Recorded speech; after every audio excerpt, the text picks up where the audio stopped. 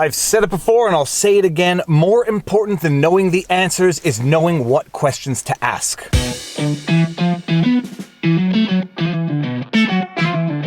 Viva Frei, Montreal litigator turned YouTuber, and this is Winnie the Westie, who peed and pooed outside this morning. He is still very proud of himself.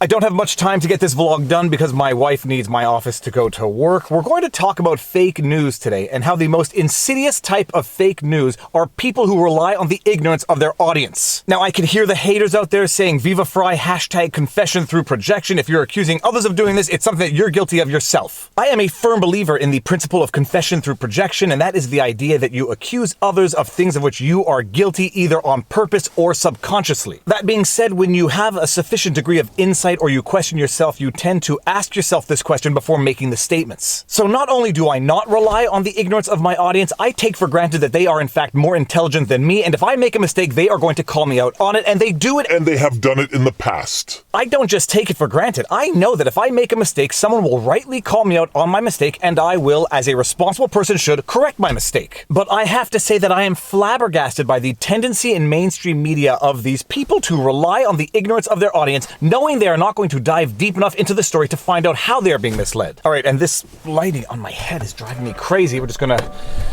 close the sunroof. An extra $17 a month. Well spent. And today's mainstream propagandist who is relying on the ignorance of his audience in order to spread misinformation is none other than Robert B. Reich with the following tweet. Robert Reich at Robert B. Reich. Elon Musk, who claimed COVID would be gone by last April, reopened Tesla's factory in defiance of public health officials. We now know that more than 400 cases were reported at the plant after it reopened. Repeat after me, billionaires aren't the answer. Now repeat after me. When someone says in a tweet, repeat after me, they are getting ready to mislead you. You see what I did there? Hashtag confession through projection with insight. I did it on purpose, people. Now let's actually just go back to the beginning and start off with who Robert B. Reich is, because I didn't know who he was but for Twitter, so I went to Wikipedia just to get an idea as to his background, and his background kind of explains a lot. Robert Reich, not to be confused with Robert Reich or Rob Reich, Robert Bernard Reich, born June 24, 1946, is an American economist, professor, author, and political commentator.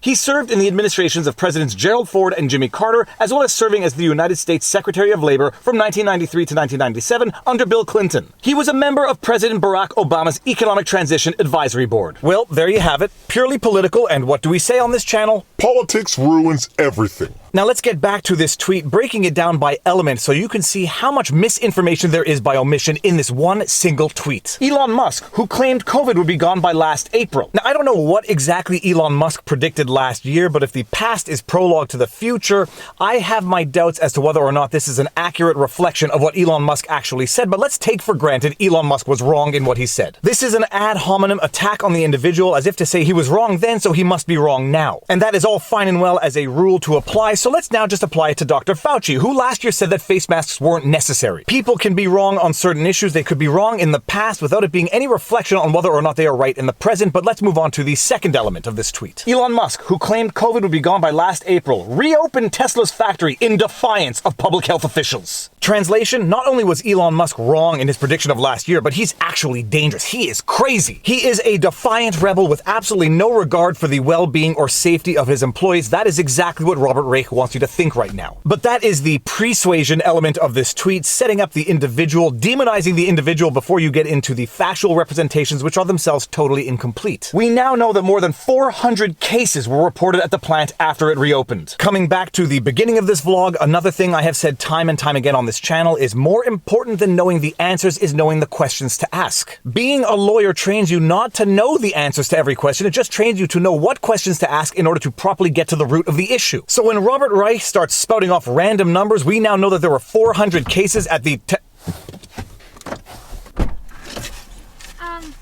Hi. Yes, what is up? You need money. No, I took your credit card. You took my credit card. Where's my wallet? I'll text you if I need anything. Okay, now I can't. 2 for 2 interruptions during the vlogs. When Robert Reich says that we now know that there were 400 cases reported at the Tesla factory, it means nothing unless we have a time frame and know how many people were involved in that count. But don't worry, Robert Reich included a link to an article which I'm sure everyone who sees that tweet is going to go read. So let's go read it and see what it says. Robert Reich, replying to RB Reich.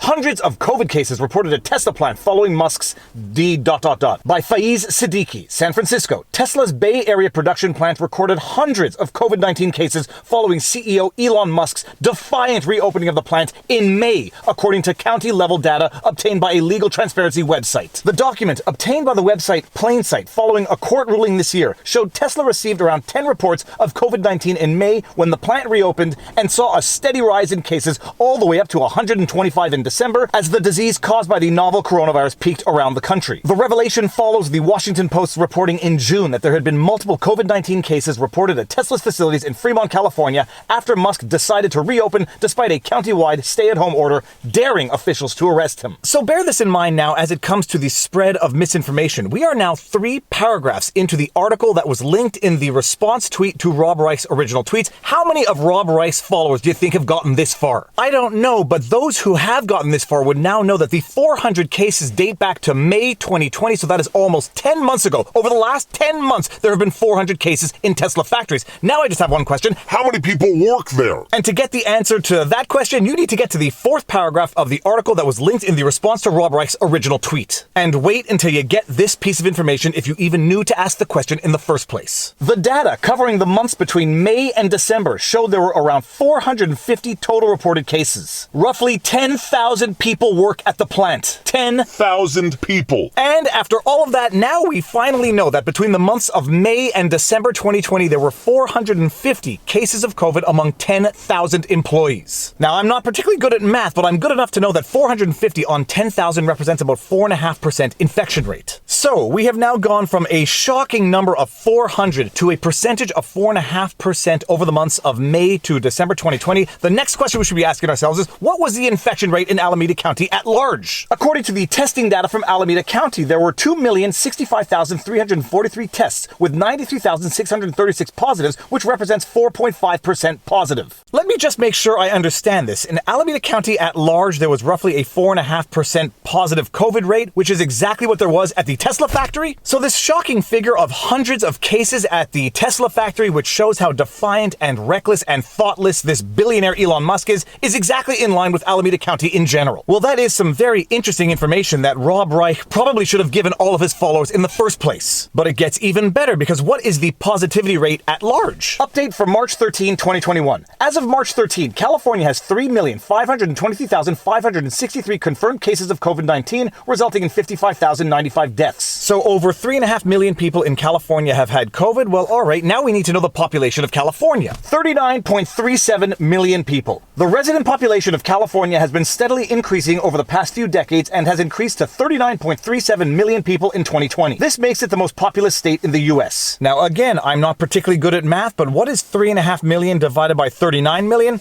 I know what it is roughly, but hey Siri, what is 3.5 million divided by 39 million? 3,500,000 divided by 39 million is about 0.08974. So the positivity rate of California as a whole is just under 9%, which is roughly twice as bad as Elon Musk's own Tesla factory. So while Rob Reich is trying to demonize the evil and defiant and thoughtless Elon Musk, California has done twice as badly as Tesla's factory itself. At least as relates to potentially contracting COVID, not to mention the fact that his workforce is probably not of the demographic that was extremely at risk in the first place. But let's not just stop at Alameda County or California in general. What was the average positivity rate among America at large? Now, I have actually not been able to find a definitive answer to this question. It varies by website. According to one website, there have been roughly 30 million cases in the United States, a population of about 331 million. According to The Economist, almost 1 in 5 Americans may have been infected with COVID-19. Now, again, I'm not too good at math, but I do know that 1 in 5 is roughly 20%, and that is over 5 times the positivity rate at the Tesla factory in Alameda County. So not only was the infection rate at the Tesla factory in Alameda County in line with Alameda County at large, it was twice as good as California and over 4 times as good as the United States in general. But don't rely on Rob Reich to give you that information when he wants to go out and smear a billionaire. When it comes to knowledge, there is nothing riskier than partial information and not knowing that you only have partial information. And with that said, if you like my videos, you like my content, please be sure to like, share, subscribe, hit the notification bell, and drop a comment in the comment section below because it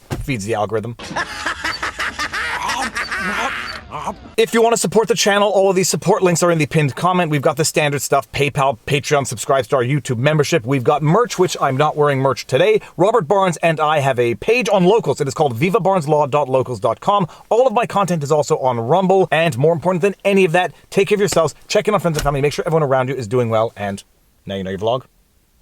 Now you know your vlog. Peace out. Booyah!